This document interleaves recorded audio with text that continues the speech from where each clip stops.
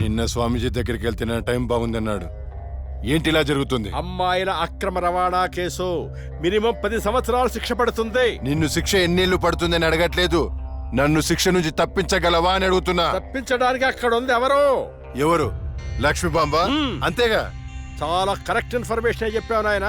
నా కేసు వాదిస్తే నువ్వెంత డబ్బు అడిగితే అంత ఇస్తాను. వాదిస్తాను, కానీ గెలుస్తావని నమ్మకం మాత్రం లేదు. కానీ నువ్వు గెలవాలి. నువ్వు గెలవాలి అంటే లక్ష్మి నీకు ఫేవర్ గా జడ్జిమెంట్ చెప్పాలి. ఇదే నేను నీకు ఇచ్చే సిన్సియర్ సజెషన్. వస్తా ఏమయ్యా, వస్తా.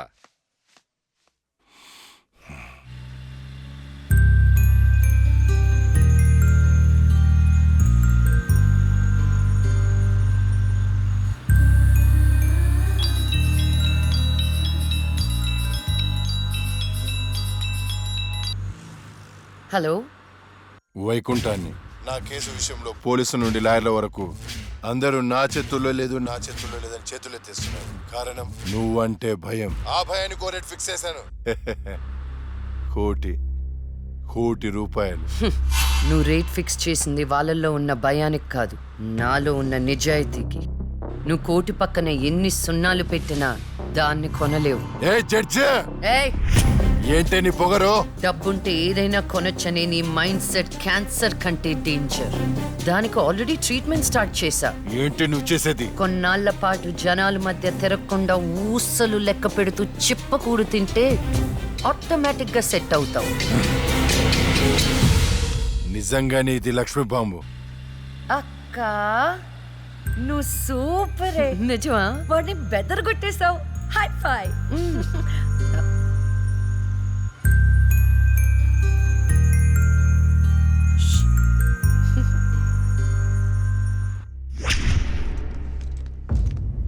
కంటిన్యూ. అంత మాత్రానికి నా క్లయింట్ని నేరస్తుడు అనడం భావ్యం కాదు. పట్టుబడిన 10 మంది అమ్మాయిలు ఇచ్చిన స్టేట్మెంట్ ఆల్రెడీ మీకు సబ్మిట్ చేశాం. న్యాయాన్ని గెలిపించండి. సాక్ష్యాధారాలన్నీ పరిశీలించిన మీదట వైకుంఠం అనబడే ఈ ముద్దాయికి ఐపీసీ 302 సెక్షన్ ప్రకారం 7 సంవత్సరాల కఠిన కారాగార శిక్ష విధించడమైనది.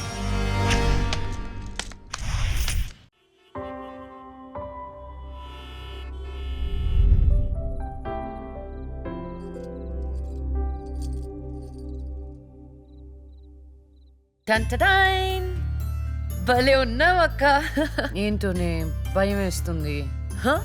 జస్టిస్ లక్ష్మికి పెళ్లి చూపులంటే భయమా? అంతే మరి. నువ్వు కూడా నాతో రావే. నువ్వే, అది నీ పర్సనల్ ఇష్యూ, నువ్వే చూసుకో. అంతేనా?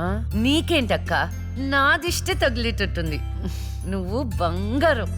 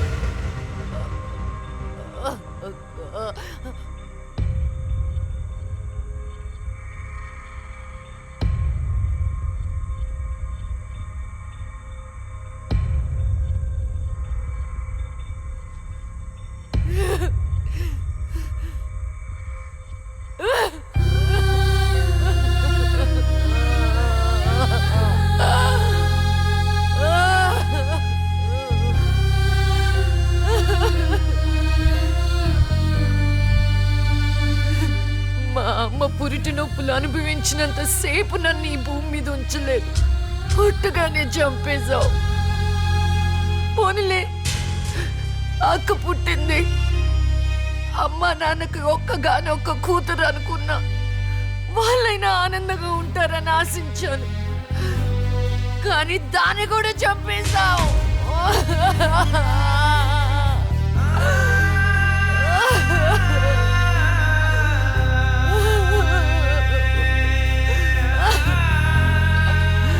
అసలు వాళ్ళు చేసిన తప్పేంటి? అమ్మ రోజు రోజు నీకు పూజలు చేస్తూ ఉపవాసాలు ఉండటమా? ఒంటరిగా ఈ వయసులో వాళ్ళు ఎలా బ్రతకాలి?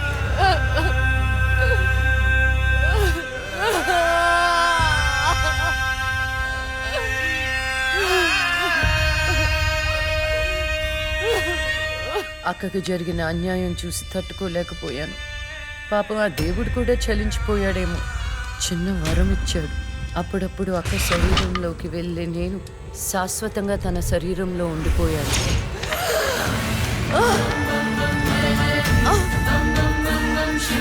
అమ్మా! అమ్మా! అమ్మా లక్ష్మి, నువ్వు బతుకున్నావా? అమ్మా, నా తల్లి బతుకుందా?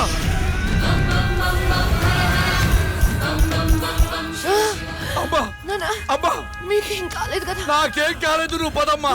అదే నాకేం కాలేదు నా తల్లి. అమ్మా, ఏం చెప్పొద్దురా అమ్మా, నువ్వేం చెప్పొద్దురా. అమ్మా, అమ్మా, మీకు విషయం చెప్పాలి నాన్న. కరుణించావా తండ్రి? అప్పుడే అక్క గురించి చెప్తామనుకున్నాను. అక్క ప్రాణాలతో ఉందనే ఆనందంలో మీరున్నారు. అందుకే చెప్పలేకపోయాను నాన్న. అమ్మా, మనకి కోర్టులు న్యాయాలు వద్దు.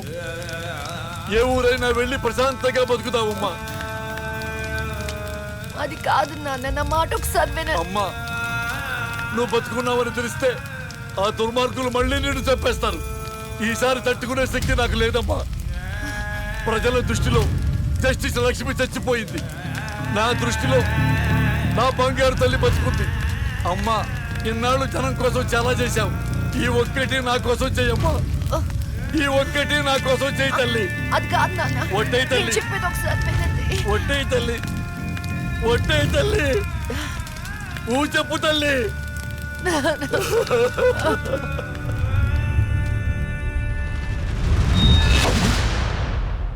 అమ్మా, నాన్న,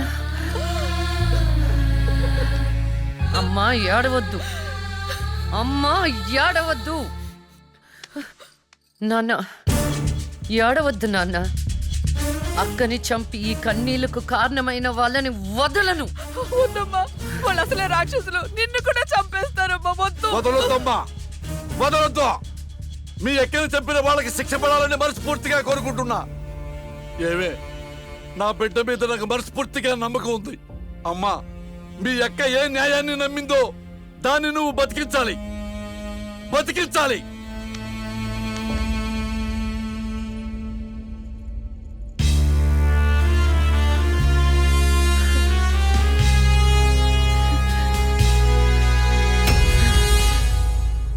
అబ్బో, ఇంకొక రౌండ్ వేస్తే చచ్చిపోతాను బావా. నా కోసం ఓర్చుకోరా. ఒరేయ్, ఓర్చుకోవడం ఏమిట్రా? ఫ్రెండ్స్ కోసం మందుబాటులో 2-3 రౌండ్లు అయితే ఓకేరా. ఇది పోలీస్ స్టేషన్ రా. అబ్బో, అబ్బా, అబ్బా.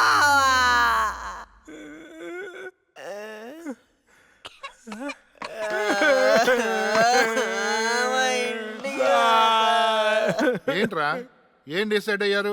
ఎప్పటికైనా నిజం చెప్తారా? గ్రాచారం గిటార్ వాయిస్తే ఎదుటోడు చెప్పింది ఏమి వినిపించినట్టు నిన్నటి నుంచి మేము నిజమే చెప్తున్నాం సార్. ఈడు పెన్నుకి పైచం ఎక్కువైపోయి జరగబోయేది ముందే రాశాడయ్యా. మా తప్పేం లేదయ్యా. నిజమే. ఆ 2 హత్య కేసులు మేము ఎలా ఇన్వెస్టిగేట్ చేయబోతున్నాం, హంతకుల్ని ఎలా పట్టుకోబోతున్నాం, రాసి చెప్పండి రా. చెప్పండి రా.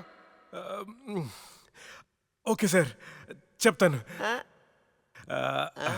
ఓపెన్ చేస్తే ఒక 10 పోలీస్ జీపులు జూమ్ జూమ్ జిమ్ జిమ్ జిమ్ అని ఆ మర్డర్ జరిగిన చోట ఆగాయి సార్. అందులో నుంచి 20 కుక్కలు టపటపా దిగాయి సార్. దూరంగా హంతకుడి కాలిముద్రలు కనిపించాయి.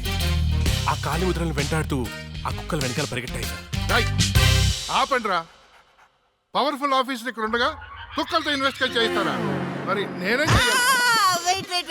వెయిట్ సార్, మీరు సూపర్ సార్. కాకపోతే మీరు కుక్కలాగా వావ్ అని అరవగలరా? కుక్కలాగా మీరు అని వాసన చూడగలరా?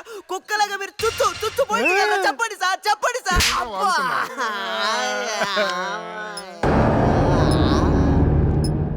ఈవిడ మీకెలా తెలుసురా? రే, తను నా షార్ట్ ఫిల్మ్ లో హీరోయిన్ సార్. జనరల్ స్టోరీలో దయ్యం క్యారెక్టర్ సూట్ అవుతుందని తీసుకున్నాను సార్. అది నిజంగానే దయ్యం సార్.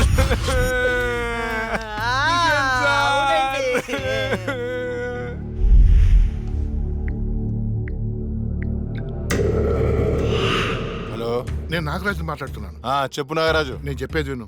లక్ష్మి నిజంగానే దయ్యంగా మారింది. ఏంటి నువ్వు చెప్పేది? ఇప్పుడే వాళ్ళ కజిన్స్ ఇంటర్గేట్ చేస్తే అర్థమైంది. దీనికి అంతటికి కారణం ఆ లక్ష్మియా? ఎందుకైనా మంచిది, జాగ్రత్త.